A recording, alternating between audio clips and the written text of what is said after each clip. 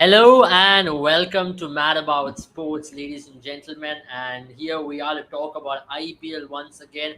And in today's stream, we're going to be discussing what has happened in week 4 of IPL. But before we get into it, check out our course with Mad About Sports. Remember, if you want to be a cricket analyst, if you want to make a career out of it, work with your favorite IPL franchise or sporting team, this is your opportunity. Fill the Google form in the link below, and our team will get in touch with you. And today we have a new guest. We have Jaren Abraham joining us. He's a cricket analyst. He's worked with multiple companies when it comes to cricket analytics, and he's also worked with multiple sporting teams when it comes to cricket analysts and cricket analysis. So we're going to be diving deep into what Jaren has to offer. He's going to be discussing with data as to why certain teams have been performing well and why certain teams haven't been performing well. We're going to be talking about the controversial Hardik Pandya captaincy as well. Jaren has brought us some interesting data on how Hardik is captain. So we're going to be talking about all of these things in today's stream. Welcome, Jen. It's a privilege to have you on the stream today. How are you doing?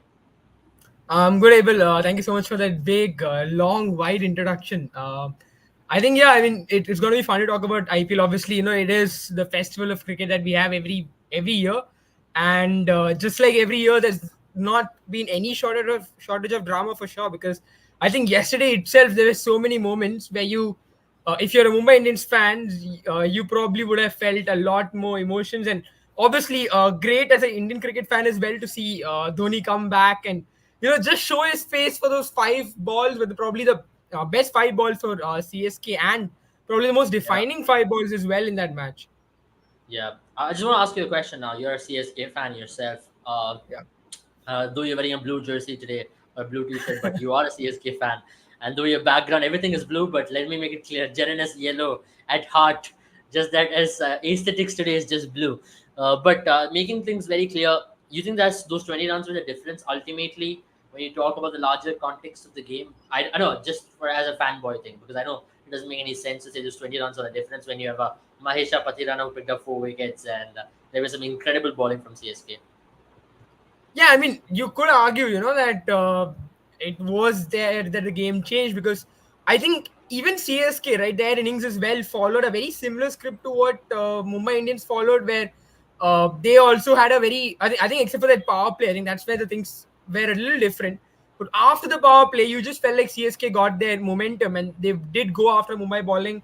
Lot more, they love the pace on the ball. I think that's where Hardik Pandya absolutely read the pitch really bad. I felt once the ball got softer, it wasn't easy to score, and he basically put in bowlers who were playing aggressive, who were bowling quicker deliveries. Even when Bumrah came to ball, you saw that the only quicker deliveries he bowled was the ones where he was, attempting to york the batter. I think rest of it was slower pitch deliveries, and him not or Hardik not using spinners is where things really shifted. Well, on the other hand, I think Chennai, on the other hand, their pacers were able to understand that the ball had gotten softer and it was much more difficult to score. I think secondly, what I think Chennai bowlers did really well is a ball to the side, which was the longer, right, and they forced Mumbai batters to attack into that direction. That's where even the slower ball bouncers, for instance, something that they tried that you never saw players try. They always try to hit Mhm. the deck hard, which I felt like they were bowling in a Wankede, which usually you expect when there's a little bit of dew that comes in towards Yeah.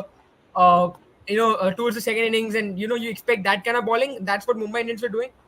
And obviously, then you have to say that Hardik just did not use his bowlers as you want. I mean, you probably should be using a Bumrah when the opposition batters are going well. I know probably Yeah. you were worried about the spinners Yeah. coming in the situation where the batters were looking good in Wankhede, but even the 12th over, 13th over, when Shivam Dubey has a very bad matchup against Bumrah, you have not given the ball to Bumrah, you have given the ball to Romario Shepherd, which was absolutely baffling as a decision. I mean, there was a very interesting point made by Kevin Peterson in one of the shows as well yesterday, where it looked like a preset plan was followed right throughout that game from Hardik Pandya. You reckon that really costed them the game because we've seen this with a lot of captains in this modern era that they go with what is given by the data analyst. Now we tend to forget there is something called as game awareness and game situational decisions. Now I understand data is really driven cricket to an extent where you're so reliant on data. Now you have done data, you know data breakdowns.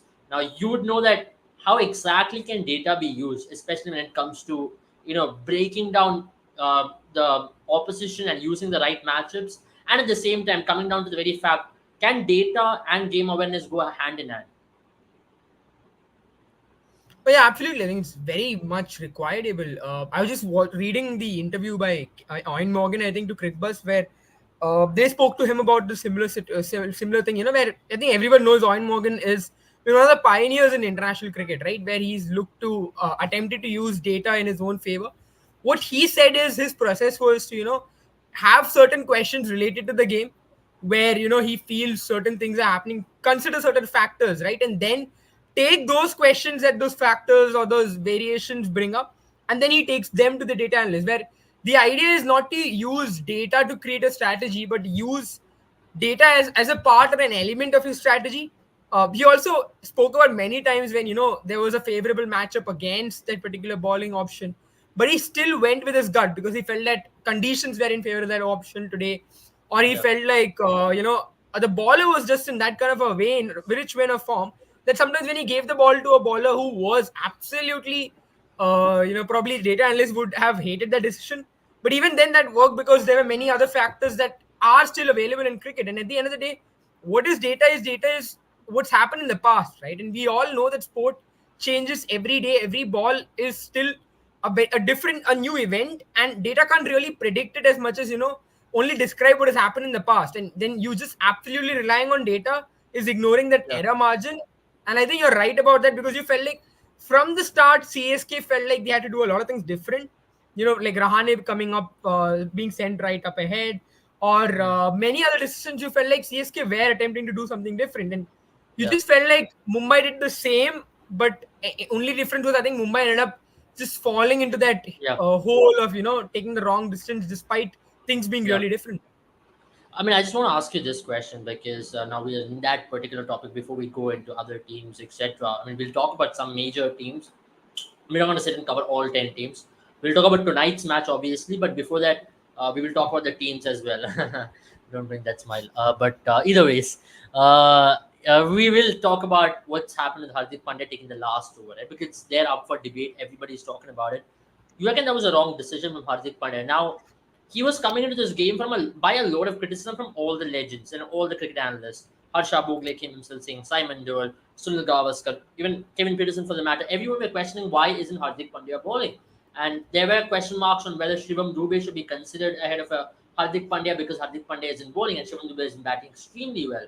Now, come this match, you reckon he had a point to prove that let me bowl the last over, let me do something different, and I can show it to the world. You reckon he came in with that mindset? And the last over was just horrendous bowling. I mean, you could see if a batter wanted to hit sixes. Let's take MS Dhoni out of the context, right? Any batter would want that ball to be in that particular length to launch it to anywhere in the ground, and that was just poor bowling. I mean, it's like any batter would have loved that kind of ball, just not MS Dhoni. Yeah, I mean, I'll tell you something interesting though. Hardik Pandya has his worst economy rate and his best strike rate when he's bowling in the last 3 overs, that's 17 to 20th over. So you can argue at that point in time that Hardik Pandya is a decent death bowler, but the question really is, at that point in time, what did Mumbai Indians really want? Did they want wickets, or did they really want to stop runs or maybe limit them? And I think at that point in time, you obviously wanted to limit the team. Wanted to limit CSK. You had done a decent job. I mean, remember you scored 176. I think they scored around 176. Yeah, exactly. 172. I think that's exactly where they had reached. And now from here, you want them to basically, ideally end them before 182, not get a target more than that, or else you perfectly wanted in a perfect level wanted it to be 180 odd. But then for Hardik Pandya to take that last over, I felt like, yeah, that was a very bad decision. And then you're right about this. I think things are really affecting him. I think Kevin Peterson said in the right possible way that he's trying to smile wide, he's trying to appear happy, but he's not. Let's be honest. I think it just shows in his cricket as well that what people are saying, what people are doing has affected him so much. And Yeah, I think it's for the first time it's affecting him as well, because I think it's been a topic of national importance in cricket for a while. I think ever since, even when he made his debut, people did yeah, speak about how it's good to have a fast bowling all rounder, but there was the headlines are also shared by Yeah, Bumrah on the just other as I'm side. drinking that coffee, just reminds me of the Kejo episode, right? When Karan Johar episode of I think I've got Coffee it is as Karan. well. So Yeah, so similarly, that's one thing which came into my head. That was the last time he was in debate, right, all around the world as to what did he do wrong in that particular talk show. But yeah, this particular scenario, cricketing decision again, his performance has been bad. Team's performance hasn't been great. Rohit Sharma fans are pretty happy for that matter. He's scoring runs, and Mumbai Indians are losing. So it's a give and take, I believe there. But either ways, let's talk about this particular scenario of CSK, right? And this is the first time CSK has won a game in Wankhede batting first. Or yeah, and let's talk about Wankhede in general.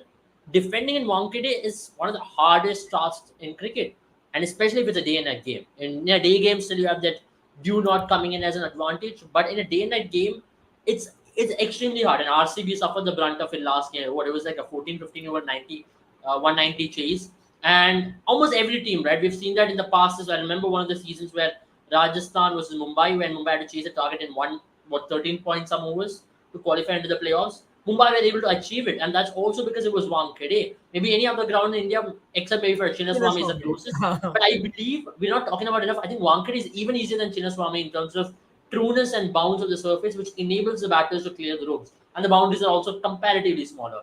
So I think Wankhede has been a nightmare, and for CSK to do such a thing with that bowling attack they have, that's remarkable. And the start Mumbai got, right? Mumbai were what, 6 overs blazing away for 60 odd. You thought this is yet another chase where Mumbai are gonna, like, just run through, and it's gonna be like a cruise control mode. Let's talk about Mahesh Patirana and Mustafizur's partnership. This is the best Sri Lankan Bangladeshi partnership ever. I think the only to start off with. When was the last time? I don't remember a Bangladeshi Sri Lankan partnership aside from the Angelo Matthews incident where they combined together to give us a lot of entertainment, but they never combined towards one goal.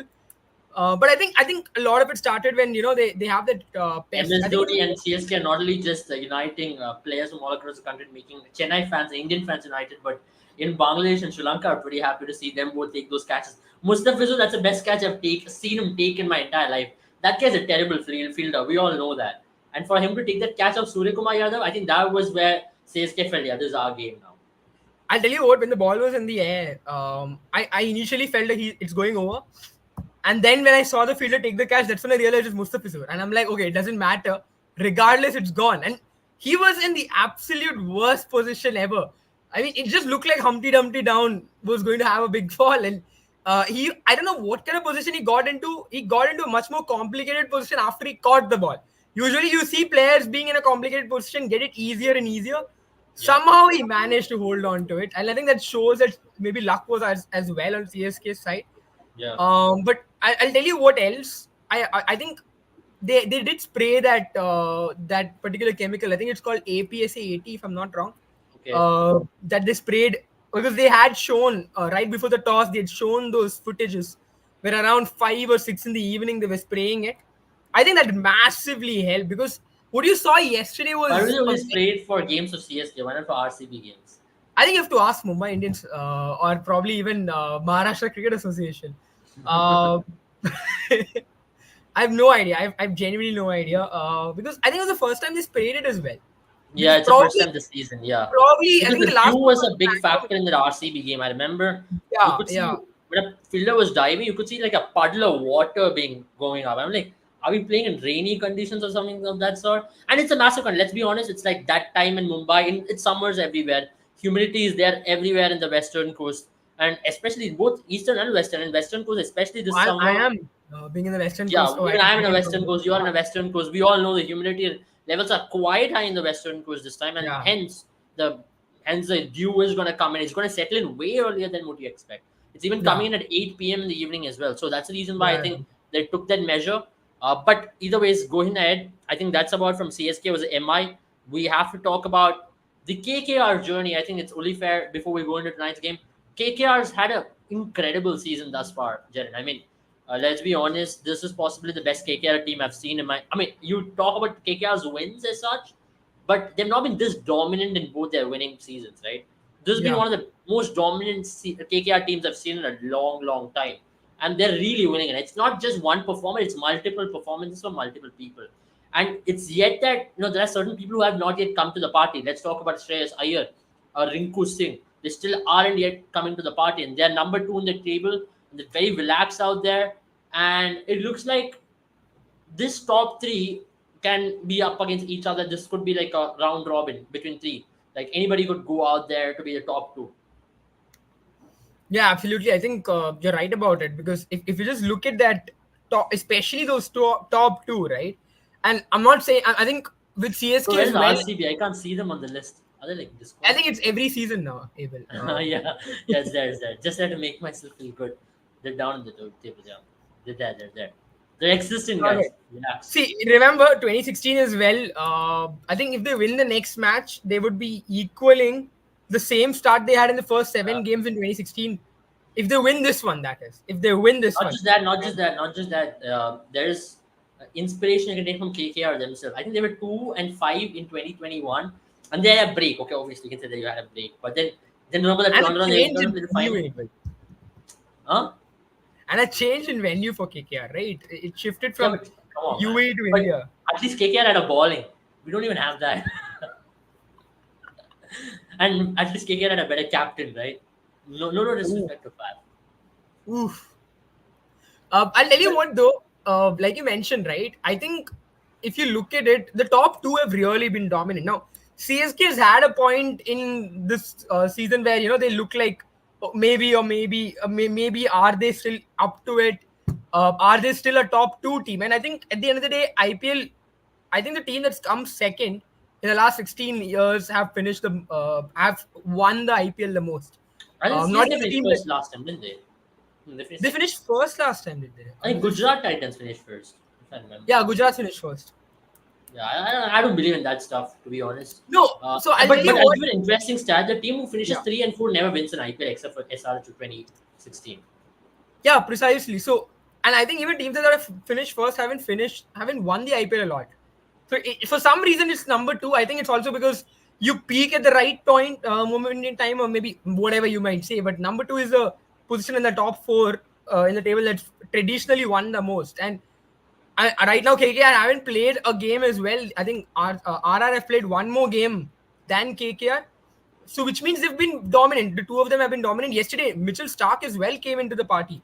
So Yeah. now all of a sudden they're looking like a very difficult side to beat because I think the pace bowling has been slightly iffy, but it's not like they've played really bad. But it's just because of the fact that Mitchell Stark has not really performed. That's really put a weight on their pace bowlers. But Mhm. yesterday that worked out for them. Now all of a sudden they look like a very good team, and that's I where mean, do these. you notice this? Like KKR Yeah, has made some tougher surfaces look very easy for them. yeah, Maybe they've gotten the advantage, you can say, in terms of toss as well at times. But let's talk about the RCB game. I thought 180 was a good score on that wicket which was sticking a lot, but the ball wasn't really coming onto the bat, and they chased it down quite comfortably. Even for yesterday's game in Eden Gardens, LSE struggled to get to 160 odd, but KKR went like they just took off, right? If you look at that performance chart, it's just that Phil Salt innings. Nobody else really contributed. I mean, Shreyas had 38 of 38, but still finishing in 15.4 overs, Jared. I mean, that's insane. I mean, that's something which it's really hard to explain at times. oh yeah, absolutely. I think you have to really give credit to the opening. I think they have the best, if I'm not wrong, the best batting figures in the power play. They've got some really good strikers of the ball in the power play in that first 6 overs, and I think that's also got to really help with the fact that when you get that kind of start with that Sunil Narayan and Phil Salt have been giving them, I think then you really, really are in the driver's seat. And yeah, I think they've got in the first 6 overs, they've got Phil Salt, who's got an average of 50, strike rate of 161, and Narayan, who's got a strike rate of 192 and an average of 66. Then you've got Raghuvanshi, 41 average, 157 strike rate. So these three are enough, right? These three are enough to give you a very good start. And it's not even like their averages are weaker and their strike rates are really good or vice Mm, versa. It's mm, both of mm. them coming together. So even if you lose, even if you get one wicket, then even that also doesn't really help you as a team, as a bowling team, because then you've got Raghuvanshi to deal with. That really puts a lot of pressure on your bowling attack. And because you've Yeah. got that impact player option, if you've got a really good start in the power play, not you don't mess up as much as Mumbai does, right? You don't see Yeah, that a lot. Nowadays, yeah. if a team gets to 60, which they usually do, then that's enough. That really propels them to a 190 plus score easily. I think there's another thing which KKR has shown that other teams should also follow is that just go hell for leather. Let's see what happens later on. Yeah, yeah, You need that risk taking element. I think if you look at the bottom half of the table, right, certain teams who are in bottom half of the table, they've missed that. Maybe I can say maybe Mumbai has been trying to change that, but if you look at DC and RCB, both have been extremely circumspect in terms of their approach, especially top 6 overs. The first 6 overs are where they've been struggling, and the teams have really done well for that matter. Even RR, when Yashasvi hasn't really clicked, or when Butler is still yet to go, they have played with that fearless approach. And CSK has done it beautifully for the first 2 games. Yesterday, I was really surprised with Rutraj yeah, coming at number 3 as well. Very, very surprising decision. And even look, even at SRH, right? Top 4 teams, they've all played with that fearless attitude. And the teams who are from the 5, 6, 7 onwards, they've all had a fearful approach in batting. That's as simple as that. Now, if you look at the top 4 and the last 6, the difference is the fearless approach in batting. Now, we often don't talk about it, but that has been the major reason. If you look, Abhishek Sharma and Travis said for CSK, Rachin and Rutraj, whenever majorly it's been Shivam Dubey's middle over, berserk activities as well. But KKR, Suryanaran, Philsott, Butler, Yashasvi, Sanju. So these three, that fearless approach from them has really propelled these teams to go ahead. And I think that's going to be a major factor in the deciding in years of IPL to come as well. This is something which a lot of teams should maybe take a note of. I like the way how, for example, how RCB brought in a Will Jackson the last one. Obviously, it did not work out because you have such trash bowling. It's not going to work out anyways. You score how much ever you want, you're not going to really win matches. But with RCB, it's an exception. They're not going to really work out until unless you get a bowling. And I don't know where they're going to get a bowling now from. I think they need to hire bowlers from like random bowlers on the streets too, Aja Medleke. But should we either go ways, back to back and just walk around Chinnaswamy? Maybe. maybe. You never know. IPL contract in my hands. But I think we have to talk about LSG a little bit. Slight slump for them last 2 games, and 2 reasons why. The same thing which we talk about, right? The strike rate, them not taking it seriously, has really affected them in the last 2 games for sure. I mean, they're just slowing down. They're just getting into some kind of a muddle which they can't really, get themselves out of. Nicholas Puran can't do so much because their top 4 has been batting extremely slow. And Badoni has been okay. I mean, they really saved the ship the last game against Delhi Capitals to get to 160, and they've lost 2 games, not defending 160. It's a new record for them because they had a 13-game unbeaten streak at 160, right? And we're the only team to, beat 13 games and they've defended, 160. But their bowling also has really let them down. No, Mayank Yadav, a very, okay Mohsin Khan who's there and thereabouts. Yash Thakur can't really save the day every day. That's really affected them big time. And Bishnoi has been terrible out of form. It's been terribly out of form this season. Yeah, absolutely. I think it's also got to do with how their pitch was, right? Able for the first 2 years. I mean, the first 2 years of Lucknow's existence, their pitch was I think the first time around, they did not. They played on. Did not play. They played on neutral venues, right? In the first year of their cricketing They existence in played the in IPL. Mumbai the first year. Like it So was they like played in neutral venues mostly. I think they did not have yeah, it was in home Mumbai and if I away, remember. right? Yeah, it was Yeah. 2022. It was in Mumbai and Pune. Correct. And that's the last year is when they played for the first time in Lucknow, and it was an what do you say a pitfall for batters when it came to it, and spinners were ruling that pitch. I think Chennai was still a lot more hospitable than Lucknow was in the last season, and that's changed a lot. I think they have attempted to change that a lot after Gautam Gambhir left. Maybe wherever Gautam Gambhir goes, the pitch starts to turn. That's a magical thing that Gautam Gambhir does.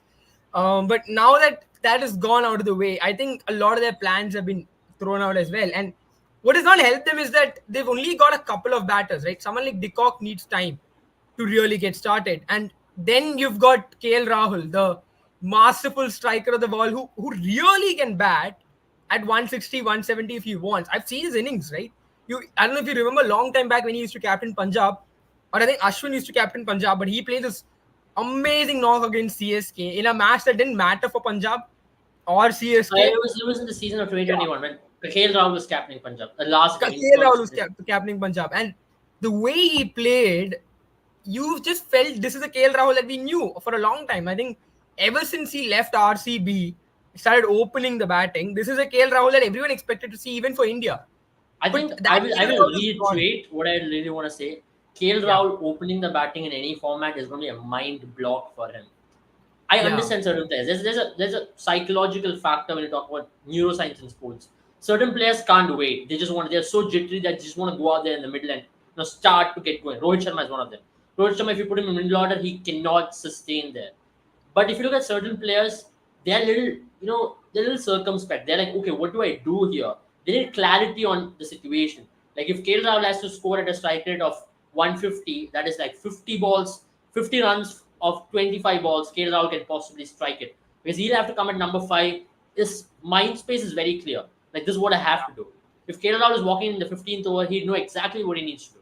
But KL Rahul opening the batting is like, okay, I've got too much of time. That's not really helping him. Now that's really being the major cause of his downfall. And for me, I thought this season at least, this was the best season for him to say, you know what, I'll be a number 4 T20 batter. There is Devdutt there. Let him open the batting. We got Devdutt in a trade. I mean, let's be honest, Devdutt has been a horrible player in the last 2 years in T20 format. I mean, his technical flaws is everywhere. But the fact of the matter is, you got in a Devdutt. I have a Kyle Mayers in the dressing room. I can do anything what I want. I can bat at number 4. I can keep wickets. I can send a message to selectors saying, hey, look at me. I am here for selection for the T20 World Cup. And that number 4 and number 3 spot is where most likely the wicket keeper for the T20 World Cup is going to bat. I think Jitesh Sharma is slightly below now because of his technical issues again. Dinesh Karthik is definitely there. Rishabh Pant, Sanju Samson. KL Rahul could have been one of the names on the list. But now it's a no-no for me. Because this is going to repeat. The cycle is going to repeat if you're going to select him in for the T20 World Cup. oh yeah, I mean, absolutely. I think you've put it in a perfect way. We did speak on another stream about how KL Rahul has to bat at number 4. How David Padikkal now coming in really helps them add to that team and really helps KL Rahul go to a particular position that he can do well. And didn't he bat at number 3 or 4 for Punjab once upon a time? I think he did, right? And then they decided to No, I put don't think Gale he in. did. I don't think KL Rahul did, but I am sure that he did in RCB and even He did in SRH in the early RCB, days. RCB But and for SRH. me, I'll tell you the India KL Rahul number 4 KL Rahul at T20 format. I think he's got a brilliant 100 in Florida in Miami. That's where the World Cup is Yeah, going to be played, right? yeah, So this guy can do it. He's got that ability to come and turn games at number 4, and he's possibly one of the best players of spin you have. He's got the reverse sweep. He's got the sweeps. He can come in, settle in. And you saw that in the ODI format. You saw it in the Test format. How good is he in the middle order? Because you give him the new ball, his mind is all over the world. He's like, okay, should I defend? Should I attack? Should I take my time? Let's make things easier for him. Come in, you attack, you play the way you want according to the situation. I think KL Rahul could be a gem if you play him at number 4. I think KL Rahul himself should have realized it. And there were a lot of reports prior to the IPL that he's going to bat number 4, but I don't know what happened to that. Maybe Justin Langer was like, you know what, KL, you're best suited to bat at number 1 and number 2. And that's not really helped his cause. This is not the KL Rahul. Now he's not even scoring runs. Before, at least, the orange cap was on his head. Now that's not even the case. He doesn't have anything right now. yeah, and Lucknow's really played badly in the power play. I think they have scored at 7.9 runs per over. They're the sixth best team when it comes to run rate, if I'm not wrong, in the power play. That is exactly what When I'm it saying. comes The to teams who are run rate very in the bad power in play, power play are the ones who are in the bottom half of the table. and they've So that's lost very able clear. 2 wickets on an average. So you're scoring. I think they've scored some 23. I think they've scored at an average of 23. So if you're scoring at an average of 23 per wicket, that is like probably 46 runs for loss of 2. That's really bad. And I'll tell you why that's really bad is because Mumbai Indians has been the best, I think, in the power play, and then followed by that's because they batted yesterday as well in terms of the amount of runs scored, and their strike rate has been really high. I think they've had the highest strike rate at 169 is what their batter Yeah, strike rate is in the power play, and they've only lost 8 wickets in 6 matches. So which means they're losing around 1.5 or 5 or so, or even less than 1.5 wickets per match, and they're scoring really well at that point in time. So now from there you compare, they're scoring 60 odd on an average. So you look at I agree. 60 for one, and you look at 46 for two, you know which team is going to do well, and that's Yeah, predominantly exactly. why they're there. Mumbai is not done well because of multiple other reasons, but even then, you can still look at their squad and feel the confidence they can make a comeback. But Lucknow Yeah, again, obviously. Yeah, you can see that in Mumbai. Yeah, you're right. with Lucknow, that slump has really exposed a lot of things for them. Yeah, I agree. I agree. I think that's why we'll go to tonight's match before we end the stream. It's SRH versus RCB, a team at number 4 and team at number 10.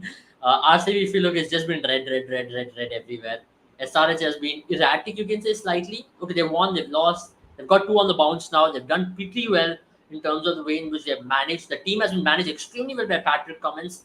I mean, this is like the SRH of the old, right? Very silent, very calm, but they're there in the top four. Like, you just look at them, they're like, okay, yeah, this team doesn't really matter, but they still creep into the top four. Like a very, very silent performer. And this is exactly a Pat Cummins kind of a team. They don't make a lot of noise. They just come in and do the job and go back. And all the teams be careful because that is Pat Cummins' territory. And he knows what to do. He has managed his resources really well. You can't say the best team out there when it comes to bowling lineup. They're a very okay-ish team. They still have a lot of holes, gaping holes in a lot of departments, but they've been able to cover it. Andre Klassen, outstanding. Travis said, great. Abhishek Sharma, a revelation. To drop a Rahul Tripathi and a Mayank Agarwal over your top two Indian picks, and to go in with Abhishek Sharma, and to go in with top three overseas batters, and to back himself as the overseas bowler, phenomenal from him. I mean, that's where I think SRH has really gotten their good swell. On the other hand, RCB, they just don't seem to have anything right now. Everyone who they give the ball has been just going out for six, and they've had a absolute tonking from Mumbai Indians, and they've hit the rock bottom at this point. For RCB, I don't think it's their batting. It's everyone knows it's their bowling at this point, and it's very evident. What do RCB do from here on? Let's be honest. What can they do?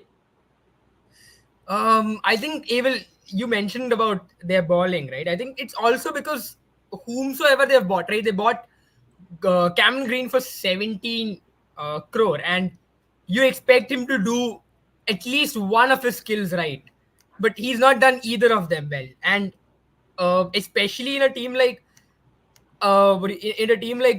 Bangalore, where they really needed something from Cameron Green.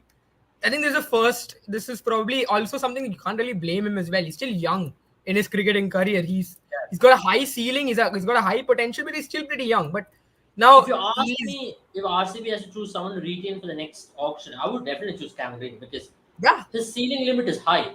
Like, you invest in him, he's gonna repay dividends for you. You can't do the same mistake that you did with KL Rahul or other players to hell with Cam Green because he goes to another team. I'm sure that they will get the best out of him. You Oh, have come to to think, repay that faith in him. I see Cam Green as a future opener for RCB. he Like, should be that's an also okay for today sure. as well. I feel able. I'll tell you what his issue though is at this point in time. You've got an average of 17 and an average of 52. Now, as an RCB fan, Abel, you would want that average of 52 to be his batting average and that average of 17 to be his bowling average. But you know where I'm going with this. You know where I'm going with this. He scored. He's taken 2 wickets at an economy of 9.4. When it comes to batting, he scored 63 runs but at a strike rate of 107. So he's not even scored quickly. It's not even like he's been economical. All four categories that we look at an all rounder, whether it be economy, batting, I mean bowling, uh, strike rate bowling, it's been pretty bad. I mean average bowling has been pretty bad. Same goes for batting, it's been pretty bad. But I also feel he's not been used in the right times as well. Now that's again where RCB probably made the error of not selecting a bowler who you want, who will probably exclusively bowl in the depth. Now Cameron Green is a really good bowler in the power play. I believe. I think 5 and 6 is a perfect time to bring him in, right? And then the middle overs, maybe somewhere around 7 to 12, you finish off his bowling. And I think he can do a decent enough job for you. He's got a good bouncer. He's got a very heavy length. He's got that heavy rock that you call, right? That he balls Yeah. at hard length. That kind of a ball. I think he'll do well in Stinnaswamy if you give him those kind of pitches, that kind of pitch as well. And that's another thing about Bangalore, which I feel is that they've never got a cricketing philosophy. They've not really done that work, and every year they have a different philosophy. Every year they have a different way of playing cricket. Every match it seems like See, they have a I don't different. think, Jared, at this point you can blame the coach because You can't. Andy Flower has done well with every team he has managed, right? I Yeah. mean, if a coach comes with that reputation where you give him every team he has done well, and come to this team, he looks like he's possibly the worst coach in the IPL. I don't think it's his problem. And certain players have done extremely well. I mean, let's be honest. Maipal Lumror is a great find of the season. He's done well for you. He's done this hard job for you. Um, I can't really pick up major when you're having such trash season. You can't really say that oh, this multiple players have done well, or then you would have been much higher on the table. Certain players have done well, and I think one major issue what I see is you don't have resources with the ball. I mean, that's something which even Faf, pointed towards after the last loss. What do you Yeah, do? Where you look at variety, you don't have variety with the ball. You have a left arm seamer, you have two left arm seamers, you have an ace India ball in Siraj. Yes, but who's gonna ball what? Because most of all three of them ball with the new ball. Now to that's my point. accommodate all three, you're Yeah, breaking down their stronger suits, which is not the right thing. You need a middle overs enforcer. For me, in my ideal bowling attack, I would never have a Reece Topley in my team. I would have Lockie Ferguson for two reasons. He can bowl the death, he can bowl in the middle overs. Siraj needs to be given the power play because that's where he picks up wickets. And Yash Dayal should be backed a lot more. Just because he had one bad game, he's been one of the better bowlers. And yeah, for me, yeah. I don't think your spinning strategy is working anyways. Like, you don't have any spinners. And the biggest issue for RCB this season is Glenn Maxwell's form. It's just been ridiculously. He's not scored any runs. Basically, he scored what, three ducks and two scores of below five as well. Then and 128. So that's what he's got. He's got 31 runs in 6 games. About that sorts. So that's pretty average to have for a player who's been backed at that level. I Yeah. think for RCB, if they have to do well, they have to tick these smaller boxes right. Use the resources rightly with what they have, and maybe back the batting. Back the batting so much that you know what. And toss has not really worked in their favor as well. They've lost a lot of tosses to bat first. So I think if toss and backing the batting works, maybe this team can do it. Absolutely. I think that's two combinations, right? I think your players that you've really banged on. Another player that you've mentioned is Glenn Maxwell. Another player, probably who's not really clicked at the right moments. I think you can't really blame Faf, but Faf has not been as consistent as been in the last 2 seasons. And you feel at every innings that Virat Kohli is just standing there lonesome, and it's everything is on Virat Kohli. Now, last game, Kohli didn't play well, and then Dinesh Karthik had to rescue you. Faf had to play an innings. I think that happens, right? There are days like that. But Abel, the issue is that last match against Mumbai, RCB's batting was the best they've had in a while. I think ever since that second match that they won, and that was against Punjab, was it? I don't remember against whom they won.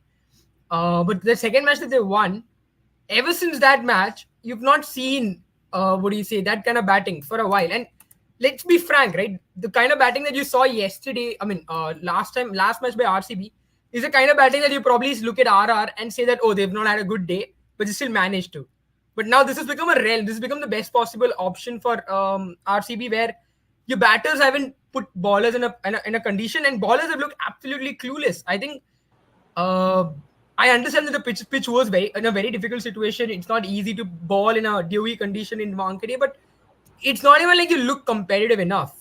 You just Yeah. absolutely look deflated, and that's not good enough because you're playing a tournament like IPL. They're international level ballers at ball table, but it just seemed like there was no way at all. And I think everyone who came to ball, I'll be very frank, in that match against Mumbai, it just felt like Will Jacks was the best bowler. I know Yeah. he went for runs as well, but at least he got a wicket of Rohit Sharma. He did something different. He attempted to do something different. So I think that's also something that's been missing, and that's where you're right about Faf's captaincy. It just feels like Faf has already given up. Right after the end of the power play, it just seems like Faf gives up, and then you just don't see anything happen. It just seems like a mechanical process where the bowler is coming in, getting smashed. Again, he comes in getting smashed. So you need to do something different, even if it seems completely out of the box, because you need to do something at least. And it's better than Yeah. to do. It's better to seem like you're trying something than to end up doing nothing and just letting the match I get out think of your. what's happened with RCB also, they did not have any time to reflect. I mean, what happens is when you're going through such slumps, a 1 week off would really get them to regain the momentum. When you're losing momentum, you keep losing. Like, you don't have any time to lose, you keep losing. Like, next day Yeah. you wake up, you have basically no time to reflect. And for RCB at this point, what is right, what will really go right for them is maybe a good break. But that's not really worked in their favor. The scheduling has been such that they are playing on every 2 days, I believe, and they're playing the next game. I think the next game and now is where they have a break. I think that's really going to help them. I think they're playing KKR only the next Sunday, if I'm not wrong. So I think that's going to really, really help them. So that's what's going to happen. If you look at that, scheduling as well on the screen, they're playing SRS today, and KKR is on the next Sunday. So that's going to really help. And they're going to play SRS again after 4 days. So right now, that 7 days break odd, right? That's really helps for certain teams. Okay, what that's going to do is you can switch off, you can come back, you can get plans to come back hard. What to be done. Like this is what we can do against a team like this, and this is what we've been doing wrong. That also helps ballers to also switch off and come back. But yeah, the tournament is running really short. If Virat needs support, I think Will Jack's inclusion was a great move. He looked like he was having intent, right? He did everything right. He was exactly what he needed. You got to back players like this. If it comes off, you're gonna have a good game. And Rajat Patidar is a big positive because he played well. Rajat Patidar played well. Dinesh Karthik is doing well. So you have at least 4 or 5 players doing well in your top seven of batting. See, that's good enough for a lot of teams to do well in IPL. When you talk about that, you have 5 players doing well in batting. It's just 2 players not clicking. That's okay. But what's happened is you've been also not doing well with the ball. At least you should do basics right with the ball, which they've not done. They're not hitting the right lengths. And fielding has been very below par with RCB. So you need to do the basics right and then maybe hope that RCB does well. Maybe to even compete in this tournament. At this point, it looks like every team who needs 2 points and players to come back in form call RCB. So that's been the Yeah, trend with this IPL. If we can get any player back in form, we can get any team back in form. It's like a practice match for a lot of teams. Sad state of affairs, yes, it is. It's also because of you lost a tournament. You can say peculiarly in the auction, particularly in the auction. You saw that, and after auction, everybody had the same thought, right? That this team is really going to get like bashed left, right, and center, and it's proving right. But that's what we have spoken about in today's stream. We've almost covered all the teams majorly, and today's game, yesterday's game, uh, and we've covered almost 6 to 7 teams. That's about it from us. Thank you, Jen, for joining. It was a pleasure having you. thank you, Abel. And guys, I'll always, as I like to remind you all, do check out our course with Mad About Sports. The link is down in the description, and also fill out the Google form. Our team can get in touch with you so that you can really kickstart a career in cricket analytics. As I mentioned, it's a lucrative career. There's a lot of options, a lot of franchise leagues across the world. You want to work with your favorite IPL franchise, help to save the boat for teams like RCB. This is your option, and you could be possibly a high earning cricket analyst working there and helping teams to guiding teams to championships. Have a good day, all of you. See you all soon. Bye bye.